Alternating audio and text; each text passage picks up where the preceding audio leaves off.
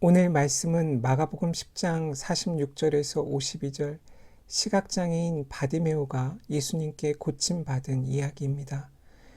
오늘은 말씀을 묵상하면서 마음에 감동이 되는 부분을 같이 나누겠습니다. 먼저 46절에 여리고는 예수님께서 예루살렘을 오가시는 길에 자주 지나시는 곳입니다. 여기에서 삭개오도 만나셨고 선한 사마리아 사람의 이야기의 배경이 되는 곳이죠. 예수님께서 예루살렘으로 향하는 길의 끝이 멀지 않았음을 우리가 알 수 있습니다. 십자가의 길 바로 앞에 예수님과 제자들이 다다르고 있음을 말씀은 이야기합니다. 다른 치유의 이야기에서는 보통 이름이 나오지 않는데 디메오의 아들 바디메오라고 명시합니다. 게다가 계속해서 실망스러운 제자들의 모습들을 보여주다가 등장하는 이름이 바로 바디메오입니다.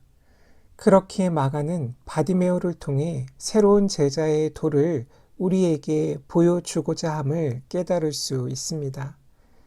47절 여리고의 시각장애인 바디메오는 예수님이 오셨다는 말을 듣고 다윗의 자손 예수여 나를 구하소서라고 호소합니다. 그는 메시아의 시대가 이 예수님을 통해서 오기를 구하고 있습니다. 그는 예수님에게 돈이나 힘을 구한 것이 아니라 메시아만 할 수 있는 치유를 구합니다. 그분의 불쌍히 여기시는 긍휼을 구합니다. 더 중요한 것은 모든 것을 버리고 예수님을 그 길에서 따른다는 것입니다. 그 길은 순환의 길이고 십자가의 길입니다. 그는 예수님의 핵심 제자 3명을 제치고 제자도 단락에서 가장 이상적인 모델로 등장하는 것이죠. 예수님에 대한 이해에서도 그분을 따르는 태도에서도 그는 모범이 되고 있습니다.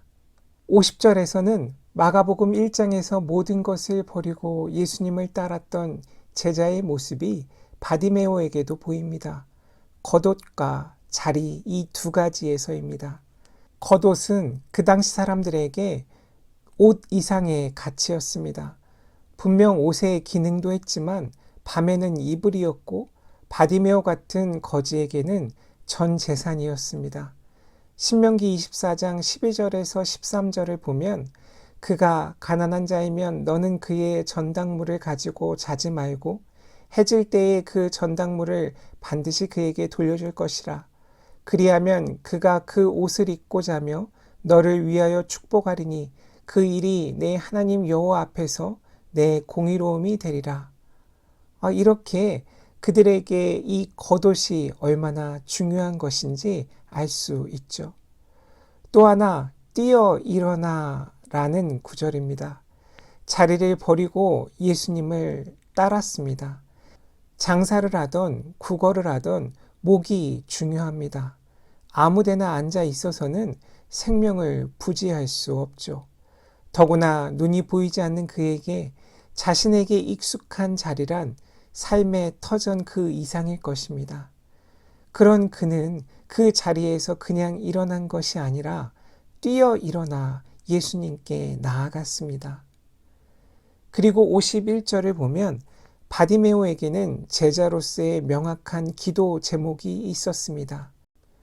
그는 보기 원했습니다. 어떤 사람이 눈이 보이지 않는다고 그에게 단 한 가지 소원을 말하라고 할 때 눈이 보이기 원한다고 말하는 것? 과연 그것이 너무나 당연하고 쉬운 일일까? 반문해 본다면 꼭 그렇지만도 않은 것 같습니다. 만약에 내가 눈이 보이지 않고 한 가지 것을 구하라고 한다면 정말 많은 고민을 할 것 같습니다. 그러나 그는 예수님께서 내게 무엇을 하여 주기를 원하느냐라고 물으셨을 때 지체하지 않고 선생님이여 보기를 원하나이다 라고 대답했습니다. 정말 내가 새롭게 살기 위해 내게 가장 필요한 것이 무엇인지 그는 그 본질을 알고 있었습니다. 보이지 않는 시간 동안 구걸을 하면서도 새로운 삶에 대한 갈구가 그 안에 있었고, 나에게 그러한 기회가 주어진다면 난 무엇을 구할 것인가를 늘 생각하고 살고 있던 사람이었습니다. 그렇기에 예수님을 만나서도 명확하게 자신이 원하는 바를 구할 수 있었던 것입니다.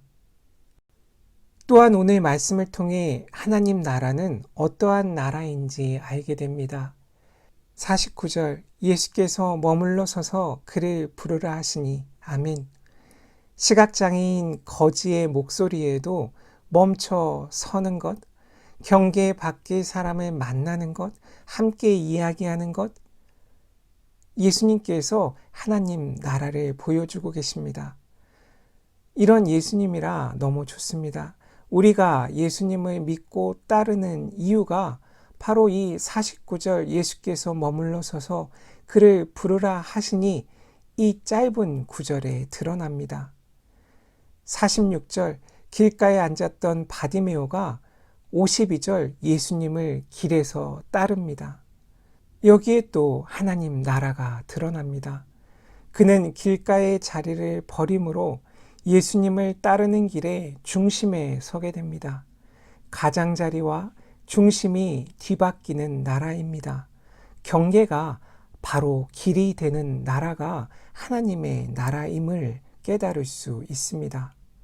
그리고 52절 예수님께서는 바디메오에게 가라고 하시죠. 그러나 그는 예수님을 따릅니다. 즉 그에게는 자신의 길을 가는 것과 예수님을 따르는 것이 하나였습니다. 예수님과 동행하는 삶, 내가 가고자 하는 길이 바로 예수님을 따르는 길, 예수님이 가시는 길이라는 것, 바로 임마누엘을 이야기하죠. 하나님의 나라에서의 제자의 삶의 모습이 바로 바디메오를 통해 드러나고 있습니다. 다른 제자들의 경우 갈릴리로부터 시작해서 줄곧 예수님을 따랐습니다. 그 시작에 모든 것을 버려두고 예수님을 쫓았습니다. 그러나 14장 50절에 보면 그들은 이 여정을 제대로 마치지 못하고 모두 도망갑니다. 바디메오는 예수님의 정체성을 제대로 알고 그에게 합당한 믿음을 표현하고 있습니다. 믿음으로 치유를 경험한 후에 예루살렘을 향해 올라가는 십자가의 길에서 그 중심에서 예수님을 따르게 됩니다. 이러한 대조는 진정한 제자는 누구인지, 제자도는 무엇인지 우리들에게 묻고 있는 것이죠.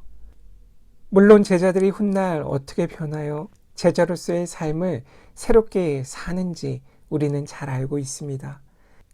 그들의 지금을 이렇게 말씀이 보여주는 이유는 바로 우리들 때문이겠죠. 어떤 자격이나 이름, 명성보다 예수님의 길을 어떻게 지속적으로 따라가느냐에 제자도의 가장 핵심이 연결되어 있기 때문입니다. 나는 어떻게 주님을 따르고 있습니까? 바디메오를 통해 깊이 묵상하는 한 주 보내시길 주님의 이름으로 소망합니다. 아멘.